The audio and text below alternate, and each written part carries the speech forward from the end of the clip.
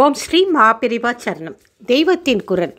சோற்று செலவை விட ஜாஸ்தியாகும் காப்பியை நிறுத்துவது, பட்டு துணி வேண்டாம் என்று விடுவது, ஸ்வயம்பாக நியமத்தால் தன் சாப்பாட்டை தன் கையாலேயே சமைத்து சாப்பிடுவது என்ற நெறியால் ஹோட்டல் செலவை அடியோடு குறைப்பது, சினிமாவுக்கு போவதை நிறுத்துவது என்ற இந்த நாளை மட்டும் செய்துவிட்டால் போதும்.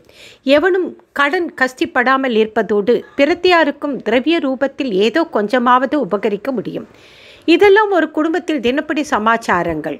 இவற்றோடு சமூக பிரச்சனையாகிவிட்ட வரதட்சணையையும் ஆடம்பர கல்யாணத்தையும் சேர்த்து கொள்ள வேண்டும்.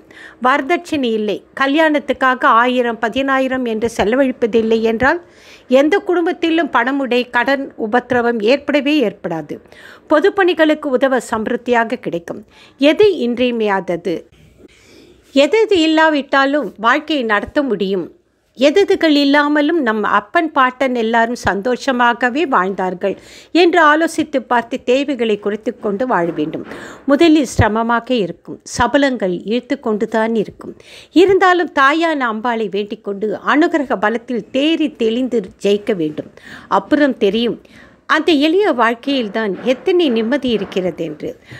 போக்கிய வஸ்துக்களை தேவை என்று சேர்த்து கொண்டே போனால் அப்புறம் வீடு பெருசாக பார்க்க வேண்டியிருக்கிறது. அதனால் வாடகை செலவு ஏறுகிறது.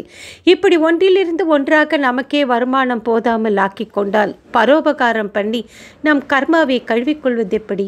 அனாவசியங்களை எல்லாம் கழித்து கட்டிவிட்டால் நமக்கும் நிம்மதியாக பிறருக்கும் உதவியாக ஜன்மாவை உயர்த்தி கொள்ளலாம். அம்பாள் தாயாக, அந்த ஒரே தாயாருக்கு நாம் அத்தனை பேரும் குழந்தைகளாக, ஒரு குடும்பத்தில் 10 குழந்தைகள் இருந்தால் அவை ஒட்டி கொண்டு இருக்கிறார் போல் ஒருத்தருக்கொருத்தர் உபகாரம் பண்ணி கொண்டு வாழலாம். இந்த உபகாரம் தான் என்று ஜென்ரலைஸ் பண்ண வேண்டியதில்லை.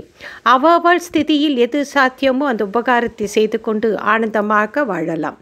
மகாபிரிவா கடாட்சம் பரிபூரணம். நன்றி, வணக்கம்.